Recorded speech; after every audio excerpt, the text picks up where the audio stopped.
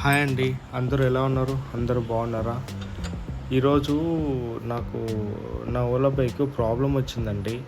అయితే బైక్ నేను ఆల్రెడీ తీసుకున్నాక ఒక 500 కిలోమీటర్స్ రన్ చేసిన తర్వాత ఊరికి తీసుకెళ్ళాను, మస్తీపూర్కి. అక్కడికి వెళ్ళిన తర్వాత నాకు ప్రాబ్లం వచ్చింది. ఏం ప్రాబ్లం అంటే హారన్ రావడం బంద్ అయిపోయింది. సో హారన్ రావడం బంద్ అయింది అంటే కంప్లీట్గా ఖరాబ్ కాలేదు, జస్ట్ స్క్రూ అడ్జస్ట్మెంట్ అనేది వెనక ముందు అయిపోయింది ఆటోమేటిక్గా. అది ఎట్లయింది అనేది తెలియలే, కానీ మొత్తానికైతే హారన్ అయితే రావట్లేదు. ఇది నేను షోరూమ్ వాళ్ళకు ఫోన్ చేస్తే వాళ్ళు తీసుకురమ్మన్నారు. కాకపోతే నాకు మస్తీపూర్కి దగ్గరలో అంటేనేమో నాకు వెళ్తే కర్నూలుకి వెళ్ళాలి, లేకపోతే మహబూబ్నగర్కి వెళ్ళాలి. ఈ రెండిట్లో నాకు ఏది కూడా దగ్గర లేదు.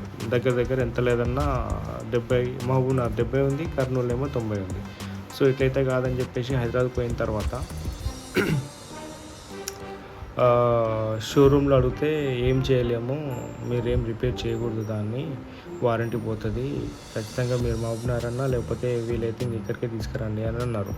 ఇట్లయితే కాదని చెప్పేసి నేను వేరే షోరూంలోకి వెళ్ళి వాళ్ళని రిక్వెస్ట్ చేసి అడిగితే, నాకు మెకానిజం తెలుసు, మీరు ఏదన్నా దారి చెప్పండి అది అని అంటేనేమో ఇలాంటి బైకే సేమ్ వేరే అదే దగ్గరనే ఓపెన్ చేసింది వేరే పర్పస్ కోసము. సార్ అక్కడ బైక్ అయితే సేమ్ ఏదో బండి మీరు చెప్పిన బండి అక్కడ ఉంది, అంటే మీ మోడల్ బండి, అక్కడికి వెళ్ళి ఒకసారి చూసుకోండి ఎలా ఓపెన్ చేయాలి ఏందనేది, హార్న్ ఎక్కడ ఉంటే ఒకసారి చెక్ చేసుకోండి. ఇంకా మీరు వెళ్ళి కొంచెం జాగ్రత్తగా ఓపెన్ చేసి మీకు అది హార్న్ అడ్జస్ట్మెంట్ ఉంటేనేమో చేసేయండి, లేదనుకుంటేనేమో వేరే హార్న్ ఏదన్నా ఉంటే తీసుకొని ఫిట్ చేసేసుకోండి. ప్రాబ్లమ్ సాల్వ్ అయితే ఓకే, లేదనుకుంటేనేమో ఖచ్చితంగా మీరు షోరూమ్ తీసుకురావాల్సిందే అని చెప్పేసి అన్నారు. సరే అని చెప్పేసి నా దగ్గర ఒకటి పాతది హార్న్ ఉండే, అది తీసుకుపోయి ఫస్ట్ పెట్టి చూస్తే వచ్చింది. ఇప్పుడు నేను అది పెట్టి చూసేది అదే. ఇది నా పాత బండి యూనికాన్ బైక్ది. సో పెడితే వచ్చింది. దాని తర్వాత సర్లే అని చెప్పేసి మళ్ళీ దీన్ని ఓలా బైక్ వచ్చిన హారన్ పెట్టి అది స్క్రూ అడ్జస్ట్మెంట్ చేస్తే అది కూడా వచ్చింది. అంటే స్క్రూ అడ్జస్ట్మెంట్ ప్రాబ్లం ఉందని చెప్పేసి అప్పుడు అర్థమైంది. సో దాని తర్వాత ఇంక మళ్ళీ ఎప్పటిలాగా అది ఫిట్ చేసేసి మళ్ళీ ఎప్పటిలాగా అన్నీ ఫిట్ చేయడం జరిగింది.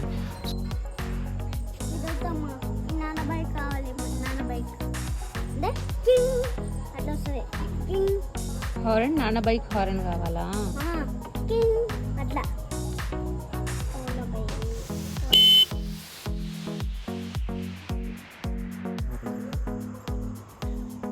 ఈ బైక్ గురించి నా రివ్యూ అయితే మాత్రం జబర్దస్త్ అని చెప్పొచ్చు. అంటే ఇదే బైక్ అని కాదు, ఈ ఎలక్ట్రానిక్ బైక్స్ అన్నీ కూడా సూపర్ ఉన్నాయి. అసలుకి స్మూత్గా అస్సలు అలసిపోము. మనము ఒక 1000 కిలోమీటర్ నడిపితే ఎంత అలసిపోతామో, ఈ 100-200 నడిపితే అంతే అలసిపోతాం. సో అంత సేఫ్ అన్నట్టు ఈ బైక్స్, ఈ ఎలక్ట్రానిక్ బైక్స్. ఎందుకంటే బాడీ వైబ్రేట్ కాదు, ఎంత లాంగ్ డ్రైవ్ అయినా పెద్ద ఫరక్ పడదు. జస్ట్ మనము ఛార్జింగ్ పాయింట్స్ చూసుకొని మనము ఎంత వెళ్ళేది ఉంది అని చెప్పేసి జస్ట్ చెక్ చేసుకొని వెళ్తే చాలు. బైక్స్ వేరే ఇంజన్ బైక్స్ ఏంటంటే మనం వెళ్ళడంతో పాటు ఆ వైబ్రేషన్కి కూడా మనం చాలా అలసిపోతాం. గదే మనకు వచ్చే దానికి దీనికి ఉండే డిఫరెన్స్. దీంట్లో మరీ ఫ్యూయల్ కూడా ఉండదు, ఏం చెప్పినా మహా అంటే ఛార్జింగ్ పెట్టుకోవాలి, ఓపిక ఉండాలి అంతే. ఓపిక మెయిన్ ఇంపార్టెంట్, ఎందుకంటే అంత ఈజీగా ఛార్జింగ్ ఏం కాదు. ఈ బైక్ ఛార్జింగ్ కావాలంటే నాకు 6 hours పడుతుంది. కాకపోతే హైదరాబాద్లో నేను నడిపిన రోజులు ఓలా ఛార్జింగ్ స్టేషన్స్ ఉండే, అది పెడితే జస్ట్ గంటలో ఫుల్ అయిపోయింది అనుకోండి. అంటే ఫుల్ అంటే మొత్తం 100% కాదు, మనం ఒక 10-20% ఉన్నప్పుడు ఛార్జింగ్ పెడతాం. ఆడ గంట కాగానే మనం ఏమవుతుంది అంటే 80-85% అవుతుంది. కానీ ఇక్కడ ట్విస్ట్ ఏంటంటే ఒక్కసారి 80% దాటిందంటే మాత్రం ఆ 20% కావాలంటే కొంచెం ఎక్కువ టైం తీసుకుంటుంది. సో ఒక 0 నుంచి 100% ఫుల్ కావాలంటే గంట 45 నిమిషాలు ఖచ్చితంగా పడుతుంది. సో గదొక్కటి ఓపిక ఉండాలి. ఇంకా మిగతా అంతా సూపర్ అంటే సూపర్ అనుకోవచ్చు.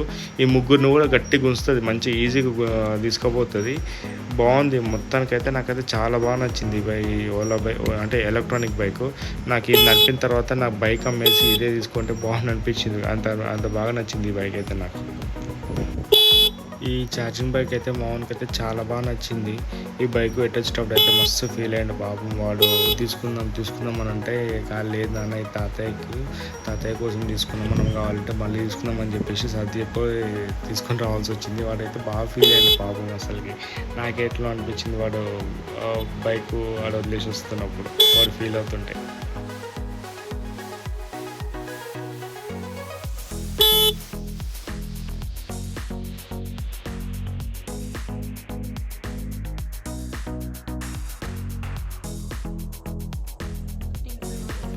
అయితే ఇక్కడ ప్రాబ్లం ఏమొచ్చిందంటే ఈ బైక్‌కి స్క్రూస్ ఏవైతే ఉన్నాయో ఆ స్టార్ స్క్రూ కాదు, ఫ్లాట్ స్క్రూ కాదు. వచ్చినవన్నీ ఎల్లంకి స్క్రూస్. ఈ ఎల్లంకి స్క్రూస్ ఎట్లా అని చెప్పి అనుకుంటే అంటే నా దగ్గర ఉన్న ఒక 4 ఎల్లంకిస్ ఉన్నాయి. ఆ 4లో కాకుండా వేరేవి ఒక 2 వచ్చేది ఉండే. ఆ 2 వచ్చేది ఉంటే సరే అని చెప్పేసి నేను మళ్ళీ హార్డ్వేర్ షాప్కి వెళ్ళి ఆ 2 కూడా కొనుక్కొని వెళ్ళడం జరిగింది. ఎందుకంటే మళ్ళీ ఆ బైక్ దగ్గరికి వెళ్ళిన తర్వాత ఏ ఒక్కటి ఎల్లంకి దానికి సరిపోకపోయినా మళ్ళీ ప్రాబ్లం అవుతుందని చెప్పేసి ఎప్పటికైనా అవసరం వస్తుందని చెప్పేసి నేను అది రామ్కోట్కి వెళ్ళి దానికి సంబంధించిన ఏదైతే సైజు ఉంటుందో అది అక్కడ దగ్గరలో ఉన్న ఓలా బైక్కి తీసుకొని చూపించాను. నాకు ఇలాంటి ఇది ఓపెన్ చేసేది కావాలని చెప్పేసి హార్డ్వేర్లో చెప్తే అది టూల్ ఇచ్చారు వాళ్ళు. దగ్గర ఒక 100 రూపీస్ ఏమో తీసుకున్నారు. టూల్ తీసుకెళ్ళి ఇక రెడీగా పెట్టుకొని ఆ బైక్ దగ్గరికి ఎప్పుడైతే నేను ఊరికి వెళ్తున్నానో అవి తీసుకొని పోయి అది రిపేర్ చేయడం జరిగింది. కాకపోతే ఇక్కడ స్టార్ ఇంటర్నన్నా ఎట్లన్నా అవుతుండే, కానీ వీళ్ళు మరి ఎల్లంకి ఇచ్చిర్రు. అసలు బైక్కి ఎల్లంకి నాకు తెలిసి ఈ బైకే వాడిన అనుకుంటాను. నేను ఇప్పటివరకు అయితే వేరే బైక్లకి ఏదైనా చూడలేదు. మేబీ ఇప్పుడు వచ్చే ఎలక్ట్రానిక్ వెహికల్స్కి మరి దీన్నే వాడుతున్నా, ఎల్లంకి స్క్రూసే వాడుతున్నారో తెలియదు. మరి ఇటువంటి వాడితేనేమో మనము ప్రతిదీ సపరేట్గా కొనాల్సి వస్తుంది. స్టార్ ఫ్లాట్ అంటేనేమో ఏదైనా ఇప్పుడు స్టార్ కాకపోయినా సరే ఫ్లాట్కైనా సరే ఒకటే స్క్రూ డ్రైవర్ యూజ్ చేయడానికి ఛాన్స్ ఉంది. కానీ ఎల్లంకి అయితే మాత్రం ఖచ్చితంగా అది వేరే సపరేట్ ఉండాల్సిందే. ఇటువంటి ప్రాబ్లమ్స్ వస్తుంటాయి, ఇంకా తప్పదు, మరి ఏం చేస్తాం.